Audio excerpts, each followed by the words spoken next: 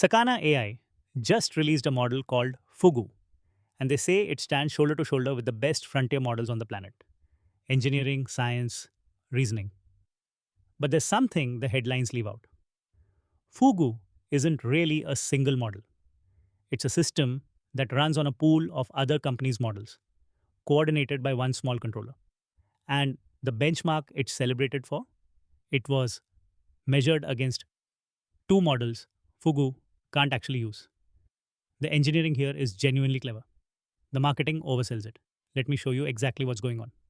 Normally, when a lab ships a frontier model, they spend hundreds of millions of dollars training one giant brain. Sakana did almost the opposite. Fugu is what's called an orchestration model. You hit a single API and it looks like one model. But behind that one door is a whole team. Sakana trained a small controller, only around 7 billion parameters, whose entire job is to read your problem, break it into pieces, and hand each piece to whichever model in its pool is best suited for it. It comes in two versions: plain Fugu, tuned for fast, everyday coding and chat, and Fugu Ultra, which coordinates more deeply for hard, multi step problems. Now, it's worth being precise about what Fugu is not, because this is exactly where the confusion starts. Fugu is not a single neural network that learned everything during training, the way Opus or GPT did. It's also not just a mixture of experts, that's still one model, with specialist subsections baked inside it. Fugu sits a level above that. It's a model whose job is to operate other complete models, calling them like an API, reading their outputs, and deciding what to do next. The intelligence isn't stored in Fugu's own weights. It's borrowed at runtime from whatever models happen to be in the pool. That is the whole trick. And it's why calling Fugu a frontier model is a bit of a stretch. Here's the part that's actually clever. That controller doesn't follow simple hard-coded rules like send all code to model A. It was trained to route, to learn, task by task, which model is good at what. Then delegate the work, check the results, and stitch the answers back together. And it can call itself. Fugu can spin up copies of Fugu to manage its own subteams, recursively. It's orchestration, all the way down. Sakana built this on their own research, published work they call Trinity and Conductor. So the novelty here isn't a bigger brain. It's a brain trained to manage other brains. And the numbers are not nothing.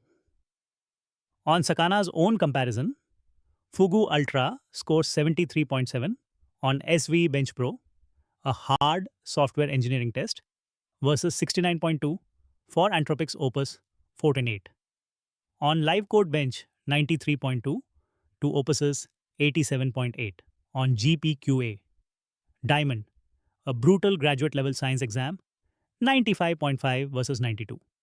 Even on humanities last exam, it edges ahead, 50 to 49.8.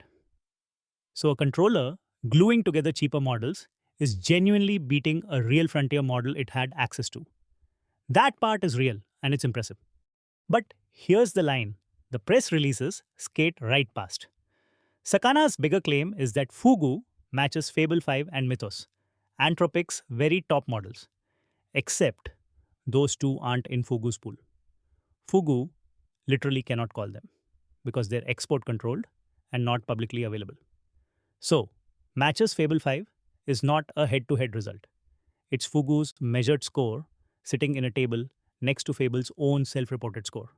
Sakana actually admits this and spins it, saying that with those models included, Fugu would score even higher. Maybe. But we tied the champion, we weren't allowed to fight, is a very different sentence from we beat the champion. Keep that asterisk in mind. Now, let's Steelman the critics because they have a point. First, orchestrating multiple models isn't a brand new idea. Researchers have called versions of this mixture of agents for a while now. Sakana's real contribution is training the router, not inventing the concept. Second, there's a genuine cost. Every time Fugu delegates, it's making more model calls, which means more latency and more money than a single model just answering directly. And third, Fugu is only ever as good as the pool it can reach.